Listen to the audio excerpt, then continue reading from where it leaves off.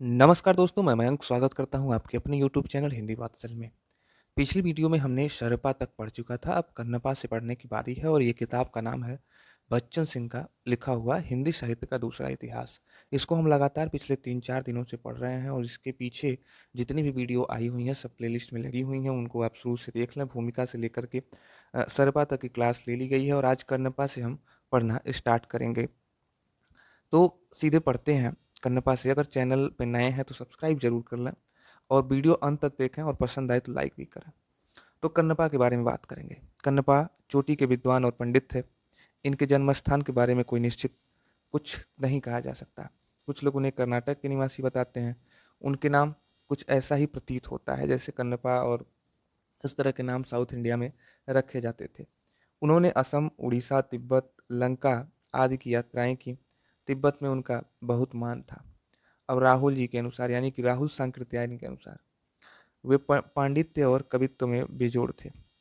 ये पंक्ति बहुत इंपॉर्टेंट है, आप इसको अपने नोट्स में जरूर नोट करें। मैं बार बार वो पंक्तियां बता देता हूँ जो परीक्षाओं में पूछने वाली होती हैं। तो राहुल सांकृत्यायन कन्नपा के बारे में लिखते हैं, वे पांडित्य और कवित्व में बहुत बेजोड़ थे। सभी साधनाओं के पार कर वे अनुत्तर ज्ञानी बन चुके थे। पंडित होते हुए भी वे पंडिताई के बोझ से दबे नहीं थे। पंडिताई के बोझ पंडिताई के बोझ को उतार उन्होंने एक किनारे रख दिया।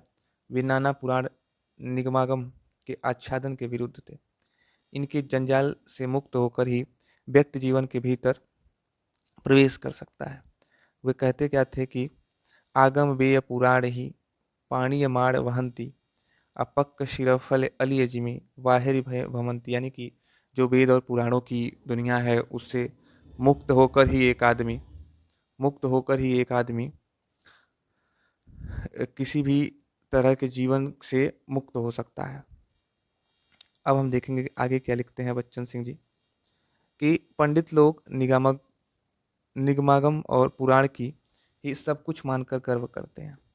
वे लोग उन भंवरों की तरह जो परिपक्व श्रीफल के बाहर बाहर घूमते हैं। ये उसी के बारे में लिख रहे हैं कि पंडित लोग जो होते हैं वो निगम आगम, यानी कि जो वेद पुराण है उसी को सब कुछ मानते हुए गर्व करते हैं। ये लोग उन भंवरों की तरह होते हैं जो परिपक्व हो गए श्रीफल के बाहर बाहर घूमते रहते हैं।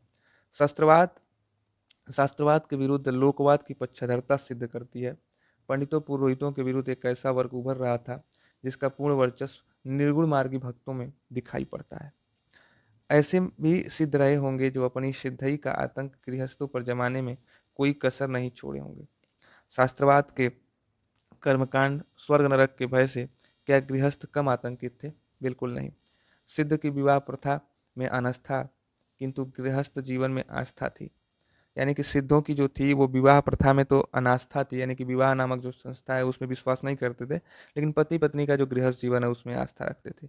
यह एक विरोधाभास है। आप ध्यान दीजिए कि सिद्ध जो थे वो विवाह को तो निषेध करते थे, लेकिन पति पत्नी के रिश्ते से जो गृहस्थ जीवन बनता है उसमें वो आस्था रखते थे। अब इसमें दिक्कत, ये तो कहीं ना कहीं विरोधाभास ही हो गया ना। आप एक तरफ उसका विरोध कर रहे हैं, एक तरफ आप अ, उसी में आस्था व्यक्त करते हैं। तो कन्नपा लिखते हैं कि जिमि लोग विल्लजई पाणिये तिमि धरणी लई चित्त असमरस जाई तक खड़े जय पुण्य तेषम ऋंत, यानी कि जिस तरह पानी में नमक विलीन हो जाता है उसी प्रकार गृहिणी के में चित्त लगाकर साम सामरस्य को प्राप्त किया जा सकता है।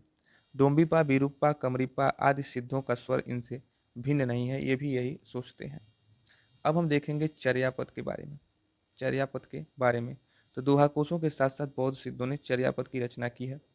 ये एक प्रकार के गीत होते थे जो सामान्यतः अनुष्ठानों के समय गाए जाते थे। इन गीतों के लेखक सिद्धाचार्य कहलाते थे। कुछ चर्याकार योगीश्वर और कुछ अवधूत, जिनकी अज्ञान का प्रक्षालन हो चुका था, कहे जाते थे। दोहों में मतों का खंडन होता है।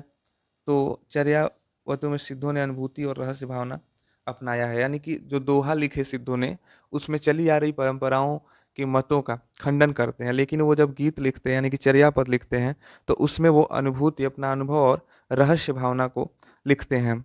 ये चर्याएं संध्या भाषा में थी। अब ध्यान दीजिए किस भाषा में थी? संध्या भाषा में थी। दृष्टिकूटों में लिखी गई थी, संध्या भाषा के दृष्टिकूटों में लिखी गई थी, जिनके दुहरे अर्थ होते थे। ठेठर के एक गीत का छायानुवाद है।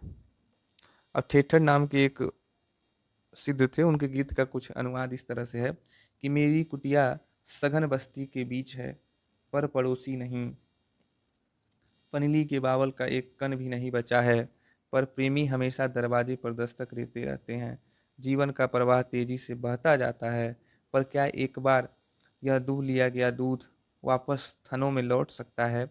गाय बाज खड़ी है, पर एक बैल ब्याया है, और यह दिन में 3 बार बाल्टी भर दूध देता है। हर रोज एक गीदड़ शेर से लड़ता है। ठेठर के इस गीत को कोई बिरले ही समझ पाएगा। दोहा कोसों और चर्या गीतों की भाषा में अंतर है। दोहों की रचना परिनिष्ठित अपभ्रंश में हुई है। आप ध्यान दीजिए कि सिद्धों ने दो दोहा रचा है, वो परिनिष्ठित अपभ्रंश में रचा है, तो चर्या पद की जो रचना हुई है वो अवहट्ट में हुई है। दूसरे शब्दों में चर्या पद में देश भाषा का मिश्रण है। शुक्ल जी का कहना है, अब शुक्ल जी क्या कहते हैं चर्या पद और दोहा कोशों के बारे में, कि यही भेद हम आगे चलकर कबीर की शाखी और रामायणी की भाषा में पाते हैं। शाखी की भाषा तो खड़ी बोली राजस्थानी मिश्रित सामान्य सदुक्कड़ी है, पर रामायणी के पदों की भाषा काव्य की भाषा और ब्रज भाषा कहीं कहीं पूर्वी बोली है। यानी कि जब कबीर भी आगे चलकर साखी लिखते हैं जिसमें उपदेश देते हैं वो, तो वो राजस्थानी मिश्रित खड़ी बोली होती है, सदुक्कड़ी होती है। लेकिन जब वो रामायणी कोई गेय पद लिखते हैं तो उसकी भाषा जो ब्रज भाषा और लोक भाषा कुछ पूर्वीपन लिए हुए मिलती है। बौद्ध सिद्धों की साहित्यिकता संदिग्ध है। उन्होंने अनेक धर्मों के कर्मकांडों का उचित विरोध किया, किंतु स्वयं ऐसे कर्मकांडों की सृष्टि की ओर भी गर्हित रहे। यानी कि जिस तरह के कर्मकांडों का विरोध सिद्ध करते रहे, उन्हीं तरह के कुछ ऐसे कर्मकांड को वो खुद अपनाते भी रहे। संतों ने उनके विरोध पक्ष को तो अपनाया, किंतु बौद्धों को ग्रहित कर्मकांडों का परित्याग कर दिया। पर गुरु के प्रति श्रद्धा और विनय, धर्माडंबर के प्रति उपहास, ऊंच नीच जाति पात भेदभाव पर की जाने वाली चोटें आदि स्वस्थ परंपराओं को निर्गुण कवियों के उत्साहपूर्ण अपनाया गया। यानी कि वो जितने भी आडंबर थे उनके विरुद्ध जो वो चलाए, उनको तो लोग अपना लिए। सिद्धों के काव्य रूप दोहा, चर्यापद, साखी और शब्दी किंचित रूपांतरित हो गए। यानी कि जो दोहा और चर्यापद थे वो साखी और शाब्दी में रूपांतरित हो गए कबीर तक आते आते। यही नहीं, उनकी बहुत सी शब्दावलियां ज्यों की त्यों ग्रहण कर ली गई, जैसे शरीर के भीतर षटचक्र, नाड़ी विधान, शून्य, गगन, सूरति, नीरति, रहस्यवादी प्रतीक, सहज आदि। किंतु आगे चलकर तांत्रिक साधना का लोप हो गया। यानी कि सिद्धों की जो बहुत सारी शब्दावलियां थी, जो उनका रहस्यवाद था, जो उनका सूरति नीरति था, जो शून्य में जाना था, महासुखवाद था, षटचक्र था, ये सब तो अपनाया गया आगे चल गए। लेकिन जो तांत्रिक विधान था उसका धीरे धीरे ह्रास और लोप होता गया। तांत्रिक साधना के प्रयोग में आने वाले कुछ आच्छाद अवांछित बिंब, जुआखोरी, शतरंज, जल डकैती, शराब अब नहीं रह गए। इसके विरोध में नाथपंथी योगी पहले ही खड़े हो चुके थे। उनके अद्भुत संयम और योग ने तंत्रवाद की रीढ़ को तोड़ दिया। निर्गुण भक्तों ने नाथों की इस परंपरा को अपनाया, पर सिद्धों की मारक शक्ति को, अनगढ़ भाषा में मन को छूने वाली संप्रेषणीयता को भी वो स्वीकार करते हैं। अब हम देखेंगे कि नाथ पंथ के बारे में क्या लिखते हैं बच्चन सिंह जी। नाथ पंथ के प्रवर्तक गोरखनाथ थे, पर गोरखनाथ का कुछ भी ऐतिहासिक वृत्त नहीं मिलता है। न उनकी जन्मतिथि का पता है, न मृत्यु तिथि का। जन्मस्थान को भी कोई अता पता नहीं है। उनके नाम पर लिखे गए संस्कृत के ग्रंथों की प्रामाणिकता भी संदिग्ध है। हिंदी में लिखी हुई उनकी वाणी तो अपनी भाषा के कारण और भी अप्रमाणिक सिद्ध हो जाती है। ऐतिहासिक प्रमाण मिले न मिले, पर लोक द्वारा प्रमाणित है, वे एक महान ऐतिहासिक महापुरुष थे।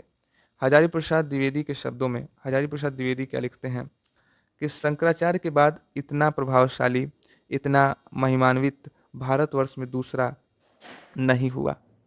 भारतवर्ष के कोने कोने में उनके अनुयायी आज भी पाए जाते हैं। भक्ति आंदोलन के पूर्व सबसे शक्तिशाली धार्मिक आंदोलन गोरखनाथ का भक्ति मार्ग ही था। गोरखनाथ अपने युग के सबसे बड़े नेता हैं। आप अपनी नोट में यहाँ से लेकर के और ये यहाँ तक जरूर आप नोट करेंगे कि हजारी प्रसाद द्विवेदी ने क्या कहा है। तो हजारी प्रसाद द्विवेदी गोरखनाथ के बारे में लिखते हैं कि जब शंकराचार्य के बाद, यानी कि आदि गुरु शंकराचार्य के बाद कोई इतना प्रभावशाली और महिमान्वित अगर हुआ कोई, तो गोरखनाथ ही हुए। भारतवर्ष के कोने कोने में उनके अनुयायी आज भी पाए जाते हैं। भक्ति आंदोलन के पूर्व सबसे शक्तिशाली धार्मिक आंदोलन गोरखनाथ का भक्ति मार्ग ही था। यानी कि भक्ति आंदोलन के पहले अगर कोई सबसे शक्तिशाली भक्ति आंदोलन था तो वो गोरखनाथ के द्वारा चलाया गया नाथ पंथ वाला ही था। गोरखनाथ अपने युग के सबसे बड़े नेता थे। किसकी पंक्ति है? हजारी प्रसाद द्विवेदी की। गोरखनाथ का जन्म कहाँ हुआ कुछ पता नहीं है। कुछ लोग उन्हें दक्षिण देश का निवासी बताते हैं, कुछ पंजाब का, कुछ नेपाल का। ब्रिक्स का अनुमान है कि वे पंजाब में जन्मे थे।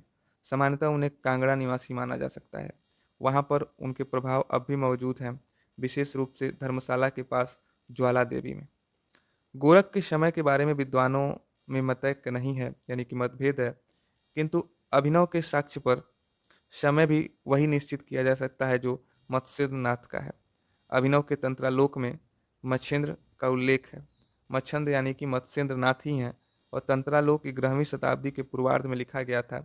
चूंकि मत्स्येंद्रनाथ और गोरखनाथ गुरु शिष्य होने के साथ साथ समकालीन भी थे, अतः उनका समय भी 11वीं से 10वीं से 11वीं सदी ठहराना तर्क संगत लगता है। यानी कि जो मत्स्येंद्रनाथ है उनका उल्लेख अभिनव के तंत्रालोक नामक ग्रंथ में मिलता है और ये तंत्रालोक जो है 11वीं सदी के पूर्वार्ध में लिखा गया रचना है। और कहीं ना कहीं मत्स्येंद्रनाथ और गोरखनाथ जो गुरु शिष्य थे वो एक दूसरे के समकालीन थे। क्योंकि समकालीन रहेंगे तभी तो वो गुरु शिष्य रहेंगे। आज उस काल में महात्माओं में यात्रा की अद्भुत शक्ति थी, चाहे वे शंकराचार्य हों या गोरखनाथ। गोरख ने पंजाब, गुजरात, कठियावाड़, उत्तर प्रदेश, नेपाल, असम, उड़ीसा आदि की यात्राएं की थीं। इनका प्रभाव इन प्रदेशों की सीमाओं को लांघकर सारे देश में फैला हुआ था। नाथों की संख्या 9 मानी जाती है। नाथों की संख्या कितनी है? 9 मानी जाती है। गोरखनाथ का संप्रदाय नाथ संप्रदाय कहा जाता है। नयुक्त होने के कारण उनका नाम नाथ संप्रदाय पड़ा। सिद्ध मत, सिद्ध मार्ग, योग संप्रदाय, अवधूत मत भी कहा गया इसे। अब आप ध्यान दीजिए कि परीक्षा में पूछ लेगा कि अवधूत मत किसे कहा गया, तो वो नाथ पंथ को कहा गया। ये जरूर आप नोट करेंगे। सिद्ध मत, सिद्ध मार्ग, योग सिद्ध संप्रदाय और अवधूत मत, ये नाथ संप्रदाय को ही कहा गया है। बौद्ध सिद्धों की तुलना में नाथों ने भी अपने को सिद्ध कहा, तो इसमें आश्चर्य क्या है? मानस के प्रारंभ में गोस्वामी जी ने जिन सिद्धों को याम्या विना न पश्यन्ति सिद्ध्या स्वांत विश्वस्म कहकर याद किया है, वे नाथ सिद्ध ही हैं। ये ईश्वर की स्थिति घट में मानते थे। भवानी शंकरों ही उनके ईश्वर थे। गोरख भक्ति विरोधी थे, अतः गोस्वामी जी को कहना पड़ा कि गोरख जगायो जोग भक्ति भगायो लोग। गोरख जगायो जोग भक्ति भगायो लोग, ये गोस्वामी तुलसीदास की पंक्ति है। गोस्वामी जी के ठीक विपरीत कबीर ने गोरख को सादर स्मरण किया है। यानी कि एक तरफ जहाँ तुलसीदास लिखते हैं कि गोरख जगायो जोग भक्ति भगायो लोग, वहीं कबीरदास ने गोरखनाथ को सादर स्मरण किया है, यानी कि उनको बहुत ही सम्मान की दृष्टि से लिया है और अपनी रचनाओं में भी उनके विचारों को प्रतिपूर्ति किया है। गोस्वामी जी का धूत कहो अवधूत कहो, का अवधूत भी गोरख पंथी ही है। इससे कबीर और गोस्वामी जी के वैश्विक दृष्टिकोण का अंतर स्पष्ट होता है। यानी कि एक तरफ जहाँ गोरख भक्ति विरोधी हैं और तो गोस्वामी तुलसीदास लिखते हैं कि गोरख जगायो जोग भक्ति भायो भगायो लोग, वहीं कबीर गोरख को सादर स्मरण करते हैं, यानी कि वो सम्मान देते हैं, उनको सम्माननीय मानते हैं। तो यहाँ दोनों की जो वैश्विक दृष्टि है वो ध्यान में आती है कि गोरख को लेकर के दोनों क्या क्या सोचते हैं। प्रश्न होता है कि गोरखनाथ का देशव्यापी प्रभाव क्यों पड़ा। यानी कि जब पंजाब में गोरखनाथ पैदा हुए तो वो पूरे देश में कैसे उनका प्रभाव आया? क्या सिर्फ इसलिए कि उन्होंने तंत्र का पल्ला छोड़कर योग मार्ग को अपनाया? यानी कि ऐसा मानना है कि क्या बौद्ध सिद्धों द्वारा चलाया गया तंत्रवाद को इन्होंने विरोध करते हुए योग मार्ग को अपनाया, इसलिए तांत्रिक तो वे भी रहे होंगे, यानी कि वो भी कहीं ना कहीं कभी कभी तांत्रिक रहे होंगे। अन्यथा कदली वन के कौल योगिनियों से घिरे अपने गुरु मत्स्येंद्र का उद्धार कैसे करते? हाँ, उनका तंत्र बौद्ध सिद्धों का विभत्स तंत्र नहीं था। चमत्कार वे भी करते थे, पर उनका चमत्कार योग जन्य था। अब आप ध्यान दीजिए कि चमत्कार और तंत्र विद्या में विश्वास तो गोरखनाथ ने भी कभी किया था, लेकिन गोरखनाथ का जो चमत्कार है वो कहीं ना कहीं योग जन्य था, यानी कि योग पर आधारित था। इतना अवश्य है कि तंत्र जन्य विभत्स व्यापारों से संत्रस्त जनता को उन्होंने भयमुक्त किया और ब्रह्मचर्य योगाभ्यास का एकांतिक बल दे दिया। यानी कि वो ब्रह्मचर्य और योगाभ्यास पर बल देते हुए योग संप्रदाय का गठन किया। बौद्ध सिद्ध निरीश्वरवादी थे। अब ध्यान दीजिए, बौद्ध सिद्ध निरीश्वरवादी थे, लेकिन नाथ सिद्ध क्या हैं? ईश्वरवादी हैं। बौद्ध सिद्ध नास्तिक में थे और लेकिन नाथ सिद्ध आस्तिक हैं, इसलिए वे धर्मप्राण जनता की आस्तिक विचारधारा से जुड़ गए। निरीश्वरवादियों के लिए इस देश की जमीन कभी जरखेज नहीं रही। यानी कि निरीश्वरवादी जो थे वो बहुत दिन तक टिक नहीं पाए भारत की धरती पे। उनका ईश्वरवाद सगुण ईश्वर के प्रति आस्थावान न होकर निरंजन के प्रति आस्थावान था। यानी कि जो अ, ईश्वरवादी भी थे नाथसित, लेकिन वो कहीं ना कहीं सगुण ईश्वर के प्रति आस्थावान न होकर निरंजन ईश्वर के प्रति, इसलिए गरीब मुसलमान भी उनके साथ हो गए। उनका जाति पाति विरोध, धर्म विरोध की खाई भी पाट रहा था। जाति पाति का भेद एक प्रकार का वर्ग भेद ही है। उच्च वर्ण के लोग निम्न वर्ण के लोगों की भांति भांति से शोषण करते थे। वर्णाश्रम अंतरण अंतरण करना, अपने अतिवर्णाश्रमी कहना एक प्रकार का वर्गांतर ही है। और गोरखनाथ स्वयं ब्राह्मण थे, इसको अतिक्रमित कर वे अतिवर्णाश्रमी हो गए थे। नाथपंथियों के यहाँ ब्रह्म की प्राप्ति के लिए पक्षपात विनिर्मुक्त होना आवश्यक है। यानी कि नाथपंथियों के वहाँ किसी प्रकार का कोई पक्षपात नहीं करने वाला ही आदमी वहाँ जुड़ेगा। पक्षपात का मतलब क्या है? देह अभिमान। देह अभिमान का मतलब क्या है कि हम ठाकुर हैं, हम ब्राह्मण हैं, हम ऊंच हैं, हम बड़े हैं, इस तरह का कोई पक्षपात नहीं होता था वहाँ। देह का अभिमान नहीं होता था। देहाभिमान द्विज जातियों के पल्ले पड़ा था। योगी इससे मुक्त था, क्योंकि उसने अपने को स्वतः घोषित कर रखा था कि वह अतिवर्णाश्रमी यानी कि देह अभिमान से मुक्त है। मुसलमानी राज्य स्थापित होने पर बादशाह ने जोर जुल्म से हिंदुओं को इस्लाम कबूल करने को बाध्य किया। इनमें अधिकांश गरीब लोग थे। जात्यांतरण की एक नई प्रक्रिया शुरू हुई और इन नए मुसलमानों में बहुत लोग नाथपंथी योगी हो गए। यानी कि जब मुस्लिम राज्य यहाँ बनना शुरू हुआ भारत में, तो मुसलमानों ने बहुत सारे हिंदुओं को मुस्लिम धर्म कबूल करने को कहा। तो वो मुस्लिम तो बने, लेकिन वो जितने नए मुस्लिम बने वो धीरे से नाथपंथी योगियों के साथ जुड़ते चले गए। इस तरह नाथपंथियों की एक नई जाति बन गई, ना हिंदू ना मुसलमान। इस तटस्थ जाति विमुक्त जाति के प्रति मुसलमानों का रुख कठोर नहीं हुआ। उत्तर भारत के नाथपंथी मठों के महंतों के पीर भी कहते थे। इस तरह हिंदुओं मुसलमानों के बीच का भेदभाव दूर करने का सिलसिला इसी समय से शुरू हो जाता है। शंकराचार्य की तरह गोरख ने यात्राएं ही नहीं बल्कि विभिन्न मतों के आचार्यों से शास्त्रार्थ भी किया। वे अत्यंत मेधावी और चोटी के शास्त्र थे। अपने प्रतिद्वंदियों को पछाड़कर ही वे लोगों का ध्यान नाथपंथ की ओर आकृष्ट कर सके। अनुश्रुतियां बताती हैं कि कापालिकों से उनका बराबर संघर्ष होता रहा। बौद्ध कापालिक कण्पा से उनके संघर्ष की बातचीत सर्वविदित है। कौल संप्रदाय, कालामुख, पाशुपत, कापालिक मत, शाक्त मत आदि। शाक्त मतलब यानी कि जो देवी शक्ति की पूजा करते थे वो शाक्त होते थे। से कुछ सात्विक था, उन्होंने ग्रहण कर लिया। जिस तरह पूरा उत्तर भारत राजनीतिक दृष्टि से विभिन्न टुकड़ों में बटा हुआ था, उसी तरह धार्मिक दृष्टि से भी अनेक मतांतर से विभाजित था। गोरख ने सारे मतभेदों से ऊपर उठकर देश को धार्मिक एक सूत्रता में बांधा। वे व्यक्तिगत रूप से दीन दुखियों की सहायता करते थे। स्वाभाविक है कि वे एक लोकप्रिय धार्मिक नेता के रूप में मान्यता प्राप्त करते। गोरखनाथ ने संस्कृत में लिखा है और देश भाषा में भी लिखा है, पर उनकी प्रामाणिकता निसंदिग्ध नहीं है। मिश्र बंधुओं के मतानुसार गोरख ने संस्कृत ग्रंथों की रचना 9 है। यानी कि गोरख ने 9 ग्रंथों की रचना संस्कृत में की है।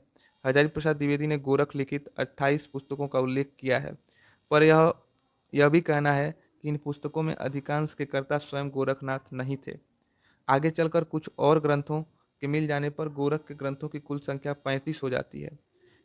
इनके कितने प्रमाणिक और कितने अप्रमाणिक हैं कुछ कहा नहीं जा सकता। प्रसिद्ध सिद्धांत पद्धति गोरक्ष संहिता, अमरूद शासनम और महार्थ मंजूरी को कुछ लोग गोरख रचित मानते हैं, किंतु किसी को गोरख लिखित प्रमाणित नहीं किया जा सकता।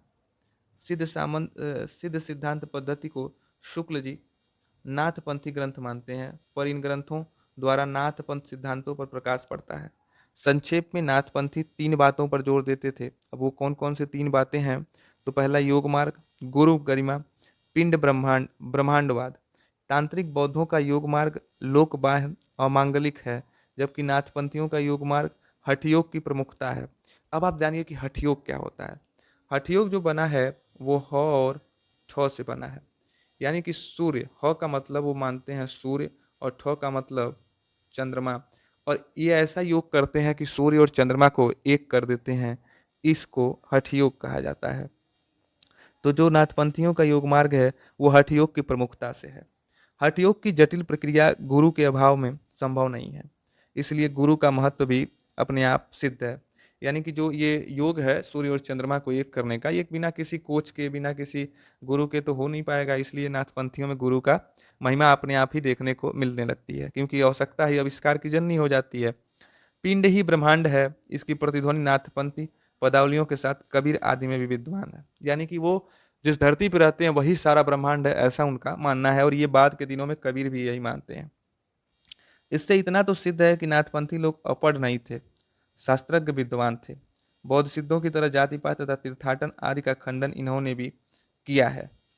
गोरखनाथ की कई हिंदी रचनाओं का भी उल्लेख किया जाता है। मिश्र बंधुओं ने गोरखनाथ को हिंदी का प्रथम गद्य लेखक माना है। अब यहाँ से आप जरूर ये लाइन नोट करेंगे कि मिश्र बंधुओं ने गोरखनाथ को हिंदी का प्रथम गद्य लेखक माना है, ये इंपॉर्टेंट है। पर इसके प्रमाण में जो गद्यांश उद्धृत किए गए हैं वे अप्रमाणिक हैं। यह भाषा उस समय की हो ही नहीं सकती, उनके स्रोत का भी पता नहीं चलता। यानी कि जिस गद्य को, जिस प्रमाण को देकर के वो प्रथम गद्य लेखक मानते हैं, उसको अप्रमाणिक मान लिया गया है कि, लेकिन क्योंकि उसकी भाषा जो थी वो नाथ संप्रदाय के समय की नहीं हो सकती। शुक्ल जी ने उनकी 10 हिंदी पुस्तकों का उल्लेख किया है। शुक्ल जी ने कितनी हिंदी पुस्तक किया है? नाथ पंथ के 10 हिंदी पुस्तकों का उल्लेख करते हैं, और वे कहते हैं कि ये सब ग्रंथ गोरख के नहीं, उनके अनुयायी शिष्यों के रचे हैं। उन्होंने हिंदी में लिखी पुस्तकों को संस्कृत में लिखी नाथपंथी पुस्तकों का सार माना है। अब आप एक बात जानिए कि एक आदमी आते हैं जिनका नाम है पीतम्बर दत्त बर्थवाल। पीतम्बर दत्त बर्थवाल जो पहले पीएचडी हैं हिंदी से, 1920 में श्याम सुंदर दास के निर्देशन में काशी हिंदू विश्वविद्यालय में पहली बार ये शोध करते हैं, पीएचडी करते हैं। और पीतम्बर दत्त बर्थवाल ने सर्वप्रथम गोरख के बानियों का संग्रह गोरख बानी के नाम से 1930 में छपवाई। उन्होंने गोरख की 40 पुस्तकों का उल्लेख किया है। शब्दी को वे सबसे अधिक प्रमाणिक मानते हैं। भाषा के आधार पर इनमें एक भी रचना प्रमाणिक नहीं मानी जा सकती। यानी कि शब्दी को तो वो सबसे अधिक प्रमाणिक मानते हैं पीतम्बर दत्त बर्थवाल, लेकिन भाषा के आधार पर, भाषा की दृष्टि से ये प्रमाणिक नहीं मानी जा सकती। शुक्ल इन्हें 14वीं शताब्दी में लिखा गया मानते हैं, पर ये और भी परवर्ती है, 15वीं शताब्दी के पहले की नहीं हो सकती।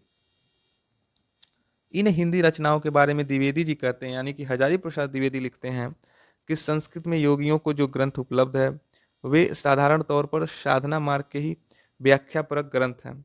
उनसे योगियों के दार्शनिक नैतिक उपदेशों का आभास बहुत कम मिलता है। हिंदी में गोरखनाथ के नाम से जो अनेक पद हैं, शब्दी हैं आदि प्रचलित हैं, उनमें साधना मार्ग की व्याख्या की गई है, पर उनमें योगियों के धार्मिक विश्वास, दार्शनिक मत, नैतिक स्वर का परिचय अधिक स्पष्ट भाषा में मिलता है। शुक्ल जी के कथन और द्विवेदी जी के कथन में कोई भेद नहीं है। यानी कि दोनों का मानना यही है कि भाषाओं का कहीं ना कहीं अंतर देखने को मिलता है। हिंदी रचनाओं में सार संस्कृत ग्रंथों का ही है। हिंदी भाषा में लिखे जाने के कारण वह अधिक स्पष्ट है। उनकी हिंदी कविता कुछ नमूने इस प्रकार हैं कि गुरु कीजे गहिला निगुरा न रहिला, गुर बिन ज्ञान न पाएला रे भैला, दूधे धोया कोयला उजला न होइला, कागा कंठे पहुप माल हंसवा न मैला। तो आप इन सब चीज़ों को आप देख लीजिएगा एक दो बार कि ये उनकी हिंदी रचनाएं हैं। उपयुक्त उद्धरणों की भाषा के आधार पर इन रचनाओं को 15वीं शताब्दी के पहले का नहीं माना जा सकता। यानी कि ये जो गोरखनाथ के ऊपर दी गई 2-3 पंक्तियां हैं, इनकी भाषा को अगर देखा जाए तो ये 15वीं शताब्दी के पहले की नहीं हो सकती, उनके बाद की हो सकती है, क्योंकि इस तरह की भाषा का विकास 15वीं शताब्दी में ही हुआ है। शुक्ल जी ने इस भाषा को ठीक ही सदुक्कड़ी कहा है। सदुक्कड़ी का अर्थ भाषा साधुत्व से हीन होना नहीं है। साधुक्कड़ी में खड़ी बोली के साथ अनेक प्रादेशिक भाषाओं का मिश्रण होता है। यानी कि गोरख की भाषा को भी शुक्ल जी ने सदुक्कड़ी भाषा कहा है। गोरख की सदुक्कड़ी एक प्रकार की है और कबीर की दूसरे प्रकार की। आप ये भी ध्यान दीजिए कि गोरख की जो सदुक्कड़ी भाषा है वो एक अलग प्रकार की है, कबीर की जो सदुक्कड़ी भाषा है वो एक अलग प्रकार की है। गोरखबानी की भाषा खड़ी बोली मिश्रित राजस्थानी है और कबीर की खड़ी बोली मिश्रित राजस्थानी, ब्रजी और भोजपुरी है। गोरख जो लिखते हैं उसमें खड़ी बोली के साथ साथ केवल राजस्थानी मिश्रित है, लेकिन जब कबीर लिखते हैं तो उसमें खड़ी बोली के साथ साथ राजस्थानी, ब्रजी और भोजपुरी इन तीनों का समावेश है। शुक्ल जी ने सिद्धों और नाथों की रचनाओं को साहित्य की कोटि में नहीं गिना है। सीधे सीधे परीक्षा में पूछ देगा कि शुक्ल जी ने किन की रचनाओं को साहित्य की कोटि में नहीं गिना है, तो वो हैं सिद्ध और नाथ। अब शुक्ल जी क्या लिखते हैं इसके संदर्भ में कि सिद्धों और योगियों की रचनाएं साहित्यिक कोटि में नहीं आती हैं। योग धारा काव्य या साहित्य की कोई धारा नहीं मानी जा सकती। इस संबंध में कुछ शोधियों ने बचकाना सवाल उठाया कि जब भक्ति साहित्य की धारा हो सकती है तो योग ने कौन सा अपराध किया है। साहित्य की अपनी कुछ बुनियादी शर्तें होती हैं, संवेदना, कल्पना और आंतरिक संरचना। योग धारा में इनमें से कुछ नहीं मिलता, पर उन आलोचकों और शोधकर्ताओं का भगवान ही मालिक है जो उनमें रस, अलंकार आदि खोज कर। अब आप ध्यान दीजिए कि ये बहुत ही महत्वपूर्ण और इंटरेस्टिंग विषय पे बात हो रही है यहाँ पे। अब वो इंटरेस्टिंग विषय है क्या, इसको थोड़ा सा आप जानेंगे कि वो इंटरेस्टिंग विषय क्या है।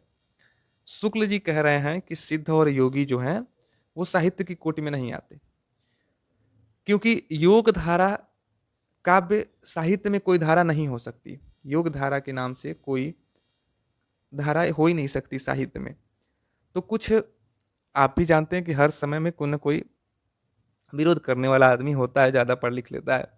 तो वही बात है कि कुछ शोधियों यानी कि कुछ शोधकर्ता, कुछ स्कॉलर बचकाना सवाल उठाते हैं। अब वो सवाल क्या होता है कि कहते हैं कि जब भक्ति साहित्य की धारा हो सकती है, यानी कि भक्ति काव्य हो सकता है, तो योग धारा काव्य क्यों नहीं हो सकता। तो साहित्य की कुछ अपनी बुनियादी शर्त है, क्योंकि साहित्य में संवेदना होना चाहिए, कल्पना होना चाहिए और आंतरिक संरचना होना चाहिए। और योग धारा में न कल्पना है, न संवेदना है, न आंतरिक संरचना है। लेकिन उन आलोचकों ने इसमें रस और अलंकार भी खोज कर हठयोगी की सार्थक भूमिका निभाते हैं। इनके विवेचन की सार्थकता इतनी है कि इनके प्रतिपाद्य सामाजिक धार्मिक दृष्टिकोण का प्रभाव भक्त कवियों पर पड़ा, मुख्यतः निर्गुण धारा के कवियों पर। अब हम पढ़ेंगे जैन और जैनेतर काव्य। जैनियों के बारे में क्या लिखते हैं बच्चन सिंह कि इस पूरे कालखंड में मिलने वाली रचनाओं में जैन काव्य ही ऐसा है जो प्रमाणिक है। आप ध्यान दीजिए कि आदिकालीन साहित्य में सबसे प्रमाणिक अगर कोई काव्य मिला तो वो जैन काव्य ही है। जैन कवियों को राजाश्रय भी मिला था और व्यापारियों का आश्रय भी, यानी कि जैन कवियों को राज दरबारों में भी स्थान मिला और व्यापारियों की तरफ से भी सम्मान मिला। जैन लोगों की धार्मिक आस्था अद्वितीय है, पर जैन काव्य मध्य देश के पश्चिमोत्तर में ही मिलते हैं। यह इलाका जैन धर्मावलंबियों का गढ़ था। समुद्री व्यापार भी उन्हें हाथ में था। उनकी भाषाओं के फलस्वरूप जैन काव्यों का प्रचार प्रसार हुआ होगा। अब उनकी अपनी धार्मिक आस्था के कारण जैन भंडागारों और जैन काव्य सुरक्षित रह चुके। अब ध्यान दीजिए कि ये जैनियों का जो स्थान था वो गुजरात साइड में था, तो वहाँ से व्यापारिक मार्ग भी यानी कि समुद्री मार्ग व्यापार का भी वो भी आसान सुलभ हो गया, प्रचार प्रसार भी होता रहा। तो इस तरह से जैन काव्य का प्रचार भी होता रहा। रामचंद्र शुक्ल के समय तक जैन अपभ्रंश काव्यों में से बहुत कम प्रकाश में आए थे, अतः उन्होंने अपने इतिहास में कुछ ही कवियों का उल्लेख किया है। पर आश्चर्य है कि उन्होंने न तो उनकी साहित्यिकता के संबंध में कुछ कहा है, न भाषा पर टिप्पणी की है। हेमचंद के व्याकरण से उद्धृत दोहों के काव्य सौंदर्य के संबंध में उनके जैसे रसवादी आचार्य का चुप रह जाना अखरता है। यानी कि रामचंद्र शुक्ल जैन और जैनेतर काव्य पे कुछ ज़्यादा नहीं बोलते हैं अपने साहित्य के इतिहास में, और ये बात बच्चन सिंह को खटक जाती है। चूंकि हेमचंद के व्याकरण से उद्धृत दोहों पे उसके काव्य सौंदर्य के संबंध में शुक्ल जी जब कुछ नहीं बोलते तो वो एक ये बात सोचते हैं कि शुक्ल जी की तरह रसवादी आचार्य का चुप रह जाना ये बच्चन सिंह को बात अखरता है। संभव है जैन काव्य होने के कारण उन्होंने बौद्ध सिद्धों की रचनाओं की तरह इन्हें भी कोरा सांप्रदायिक ग्रंथ मान लिया है। यानी कि ये जैनियों जिस तरह से बौद्ध संप्रदायों से जुड़े हुए बौद्ध सिद्ध साहित्य को उन्होंने सांप्रदायिक ग्रंथ माना, उसी तरह से जैन ग्रंथों को भी उन्होंने सांप्रदायिक ग्रंथ ही मान लिया है। इधर पीसेल, याकोबी, दलाल, हीरालाल जैन, मुनिजिन विजय आदि ने जैन भंडागारों से सैकड़ों पुस्तकें खोज निकाली। उन्हें देखने से पता चलता है कि इन धार्मिक काव्यों में साहित्य उसी प्रकार लिपटा हुआ है जैसे बादलों में बिजली। बिजली के इस प्रकाश की ओर विद्वानों का ध्यान गया। साहित्य के इतिहास के लिए इसी की उपदेयता है। जैन काव्य मूलतः धार्मिक हैं, पर उनमें काव्य तत्व भी है। ये आप ध्यान दीजिए कि जैन काव्य मूलतः धार्मिक है, पर उसमें काव्य तत्व भी है। हेमचंद जैन थे, किंतु उनके व्याकरण में संग्रहित ऐसे बहुत से दोहे हैं जो शुद्ध कोटि में आते हैं। वे अवश्य जैनेतर कवियों द्वारा लिखे गए होंगे। प्राकृत पैगलम में संग्रहित छंदों के बारे में यही सच है। जहाँ तक जैन सिद्धांतों का प्रश्न है, तो हजारी प्रसाद द्विवेदी ने ठीक ही लिखा है। अब क्या लिखा है कि अगर उनकी यानी कि जैनों की रचनाओं के ऊपर से जैन विशेषण हटा दिया जाए तो वे योगियों और तांत्रिकों की रचनाओं से बहुत भिन्न नहीं लगेंगी। अब आप ध्यान दीजिए कि हजारी प्रसाद द्विवेदी ने कहा है कि अगर जैन काव्य हम कहते हैं तो उसमें अगर जैन को हम हटा दें, जैन को अगर जैन का लोप कर दें, तो इस समय जो जैनियों के द्वारा लिखी गई काव्य रचना है वो भी कहीं ना कहीं योगियों और तांत्रिकों की रचनाओं से के समान ही लगेंगी। और भी लिखते हैं हजारी प्रसाद कि वे ही शब्द, वे ही भाव, वे ही प्रयोग घूम फिरकर उस युग के सभी साधकों के अनुभव को में पाए जाते हैं। किंतु जहाँ तक काव्यात्मकता का संबंध है, जैन काव्य सिद्ध और योगियों के काव्य से भिन्न हो जाता है। सिद्धों में तो जहाँ तहाँ काव्यात्मकता मिलती है, पर योगियों में उसका नितांत अभाव है। यानी कि सिद्धों और योगियों में थोड़ा कम काव्यात्मकता मिलता है, लेकिन जैनों में ठीक ठाक काव्यात्मकता देखने को मिलती है। जैन काव्य को काव्य रूप की सृष्टि में कई भागों में बांटा जा सकता है। पुराण काव्य, चरित्र काव्य, कथा काव्य, रास काव्य, रहस्य काव्य और अजैन काव्यों को। श्रृंगार और वीर दर्पपूर्ण काव्य, गेय तथा कहानी में। इनके अलावा इस काव्य में गद्य की कुछ पुस्तकें भी मिली हैं। अब आप ध्यान दीजिए कि पुराण काव्य को अगर पढ़ा जाए तो जैन पुराण परंपरा में विमल देव सूर्यकृत पौम चरु भी मिलती है। इसमें रामचंद्र की कथा ली गई है। पौम चरु में क्या मिलता है? राम के बारे में मिलता है, राम के बारे में। विमल देव की रचना प्राकृत में है। अपभ्रंश में स्वयंभू की रचना पयुम चरु है। अब आप ध्यान दीजिए, यहाँ बहुत इंपॉर्टेंट खेल होने वाला है कि विमल देव सूरी भाई जो हैं वो पयुम चरु को अपभ्रंश नहीं प्राकृत में लिखते हैं। विमल देव भाई ने प्राकृत में लिखा, लेकिन स्वयंभू ब्रो आते हैं और वो अपभ्रंश में लिख देते हैं इसी रचना को, इसी नाम से। लेकिन दोनों रचनाओं में किसका उल्लेख है? तो वो भगवान श्री रामचंद्र का। हरिवंश पुराण पुष्पदंत का महापुराण, यशकृति का पांडव पुराण और इंदु का पद्म पुराण, हरिवंश पुराण उल्लेख है। इन पुराणों में राम कथा काव्य भी और कृष्ण कथा काव्य भी है। इनमें स्वयंभू का जो पौम पुराण है वो बहुत महत्वपूर्ण है। इसकी विषय वस्तु रामकथा पर है। यह काव्य स्वयंभू पूरा नहीं कर सके थे। स्वयंभू के पुत्र त्रिभुवन स्वयंभू ने किया था। किसने किया था? तो त्रिभुवन भाई ने किया था। त्रिभुवन कौन था? तो त्रिभुवन स्वयंभू का बेटा था। उसके बाद इस कुछ अंश राहुल जी की काव्यधारा में प्रकाशित है। यानी कि स्वयंभू जो अपने खाली बेटे त्रिभुवन को काम दे दिए थे कि बेटा पयुम चरु को पूरा करो, तो उसी पयुम चरु के कुछ अंश को राहुल सांकृत्यायन ने अपनी किताब हिंदी काव्यधारा में स्थान देते हुए प्रकाशित किया है। पयुम चरु स्वयंभू के ग्रंथों में सर्वोत्तम है। इनकी कुछ अन्य पुस्तकों का भी पता चलता है। ऋठिणेमी चरु, पंचमी चरु और स्वयंभू छंद। अंतिम पुस्तक पूरी छप गई है। उनका संबंध 8वीं शताब्दी से है। इसी समय बंगाल बिहार में बौद्ध सिद्ध भी लिख रहे थे। यहाँ ध्यान दीजिए कि एक तरफ गुजरात राजस्थान साइड में स्वयंभू बैठ के लिख रहे थे, दूसरी तरफ बंगाल बिहार में बौद्ध सिद्धों का अपना अलग आतंक छाया हुआ था। स्वयंभू ने आरंभ में विनम्रता पूर्वक कहा कि मेरे जैसा कुकवि कोई नहीं होगा। मैं पिंगल नहीं जानता, भामदंडी को भी नहीं पढ़ा, सूत्रवृत्ति की व्याख्या भी नहीं कर सकता। यह गोस्वामी तुलसीदास की याद दिलाता है। यानी कि स्वयंभू जब अपने बात में लिखते हैं, अपने बारे में लिखते हैं कि मैं कुकवि हूँ, मैं बहुत सुकवि नहीं हूँ, तो तुलसीदास की याद दिलाता है। तुलसीदास भी अपने बारे में यही लिखते हैं कि कवित विवेक एक नहीं मोरे, पर स्वयंभू ऐसे पंडित थे जैसे तुलसीदास काव्य शास्त्र की परंपरा से अभिज्ञ, लेकिन वह सामान्य जन को संबोधित करता है, पंडित जन को नहीं। यानी कि दोनों को काव्य शास्त्र तो बहुत बढ़िया से नहीं आता था, लेकिन वो सामान्य जन यानी कि लोक मंगल की जो चेतना है उसको जागृत करने के लिए बहुत ही एक अलग तरह की प्रतिभा शैली दोनों में देखने को मिलती है। आगम युक्ति गढ़ने में उसे कोई दिलचस्पी नहीं है। गढ़ने शब्द द्वारा शास्त्रवाद पर कैसा प्रहार करता है। उसकी भाषा जो है गामिल्य भाषा यानी कि समान जन भाषा है। यानी कि स्वयंभू की जो भाषा है वो सामान्य जन भाषा बोलचाल की भाषा है, गोस्वामी तुलसीदास के मानस की भाषा भी जन भाषा है।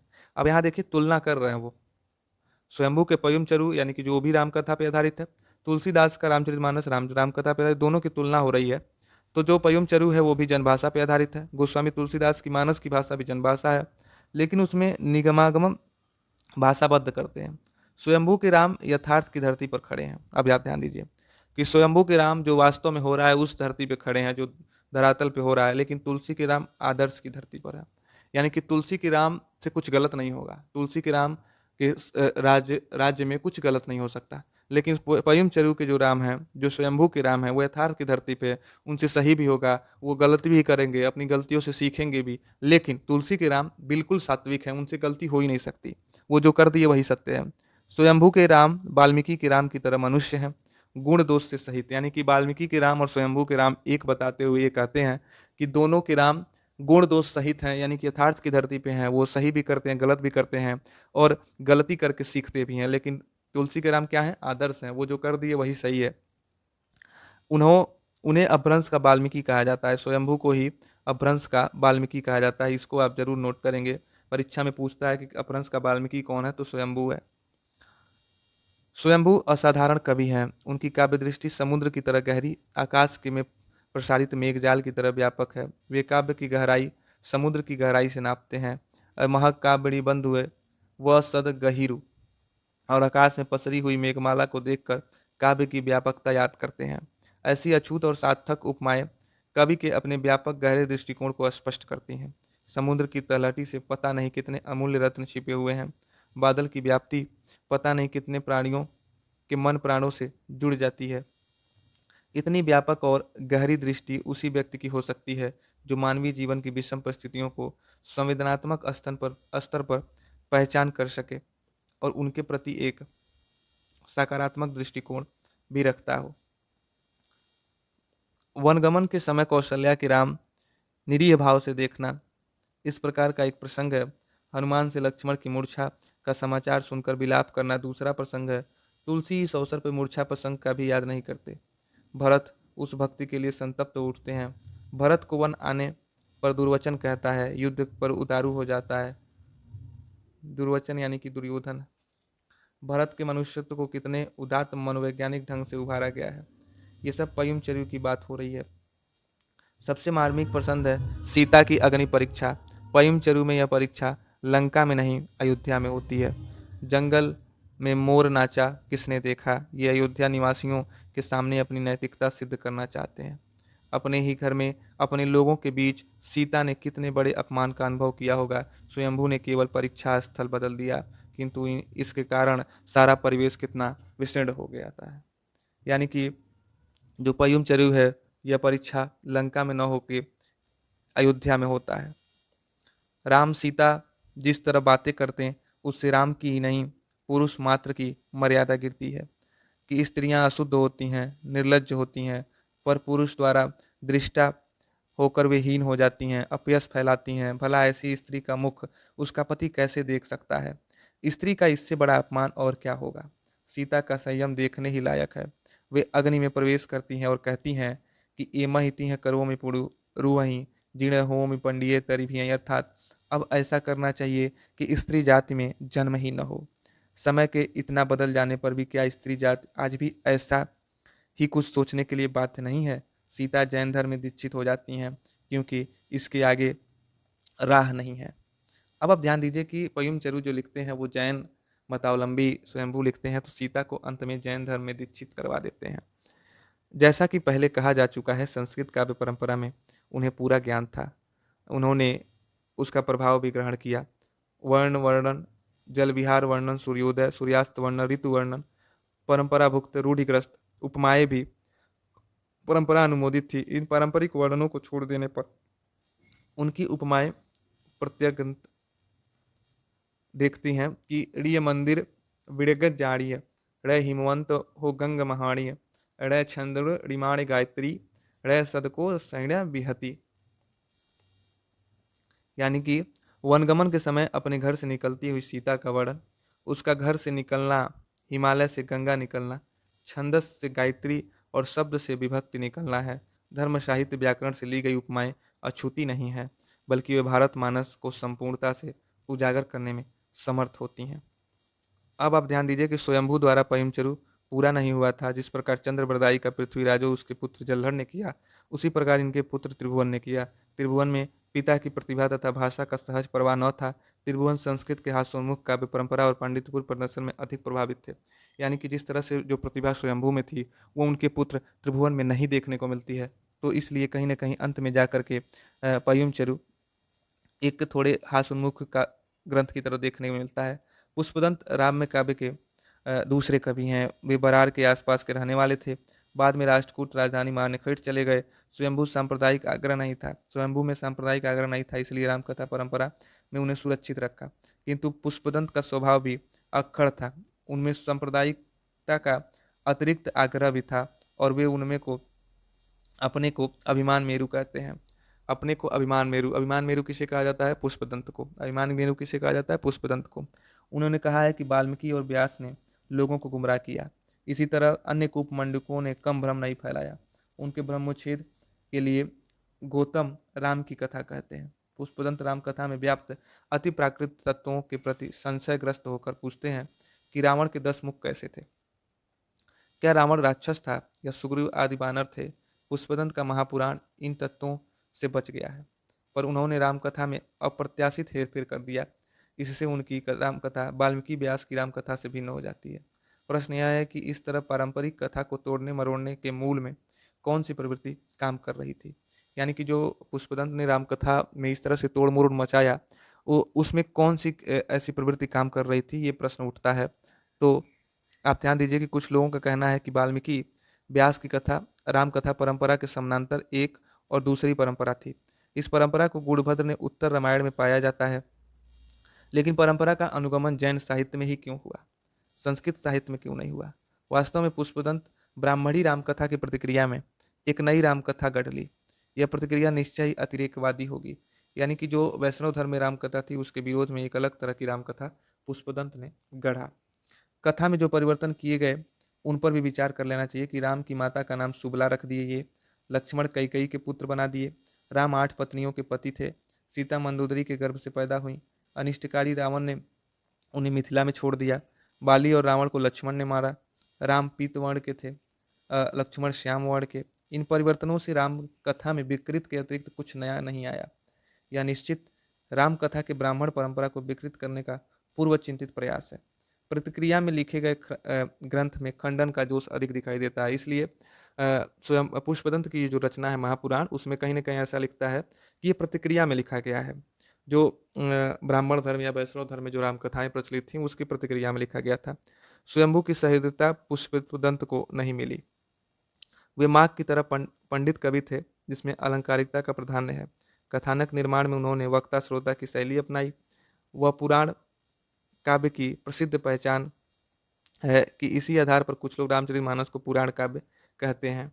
पुष्पदंत की तरह गोस्वामी जी ने मानस के आरंभ में आत्मनिवेदन, सज्जन प्रशंसा, दुर्जन निंदा आदि का सन्निवेश किया है।